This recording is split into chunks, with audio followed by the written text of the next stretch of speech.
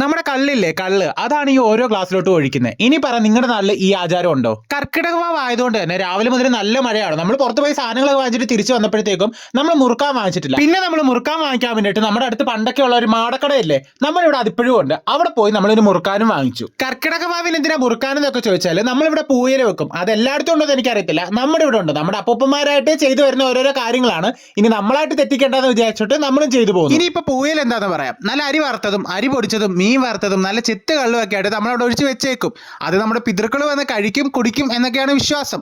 എല്ലാം ഒരു വിശ്വാസമല്ലേ, അപ്പൊ അത് നമ്മളും ഫോളോ ചെയ്തു പോകുന്നു, അത്രേ ഉള്ളൂ. ഓരോരോ ആചാരങ്ങൾ പരമ്പരാഗതമായിട്ട് നമ്മളിങ്ങനെ ചെയ്തു പോകുന്നതേ ഉള്ളൂ. വിശ്വസിക്കേണ്ടവർക്ക് വിശ്വസിക്കാം, വിശ്വാസം ഇല്ലാത്തവരെ അത്രയ്ക്ക് അങ്ങോട്ട് നിർബന്ധിക്കാനും വരുന്നില്ല. അങ്ങനെ നമ്മൾ ഉണ്ടാക്കിയ സാധനങ്ങളൊക്കെ ഇലയിലേക്ക് വെച്ച ശേഷം ബാക്കി വരുന്ന സാധനത്തിലേക്ക് ഓരോ കൈകളും പുറകിന് വന്ന് വീഴാനായിട്ട് തുടങ്ങും. അത് കഴിഞ്ഞ് ആ ഇലയിലുള്ള സാധനങ്ങളും ഒക്കെ കുറച്ചു നേരം വെച്ച ശേഷം അതിങ്ങ് എടുക്കും. അത് കളയാനായിട്ടൊന്നും പോകുന്നില്ല, നമുക്ക് തന്നെ പിന്നീട് കഴിക്കാമല്ലോ. ഇനിയാണ് നമ്മൾ ഇത്രയും നേരം വെയിറ്റ് ചെയ്തിരുന്ന ഒരു കാര്യം, അരി വറുത്ത് പൊടിച്ചതിൻ്റെ അകത്തും ഒക്കെ ശർക്കരയും തേങ്ങയൊക്കെ കൂട്ടിയിട്ട് അതെല്ലാം കൂടെ കൂട്ടിയിട്ട് ഇളക്കി നമ്മൾ തന്നെ അത് കഴിക്കും. അടിപൊളിയാ. Love you guys and by.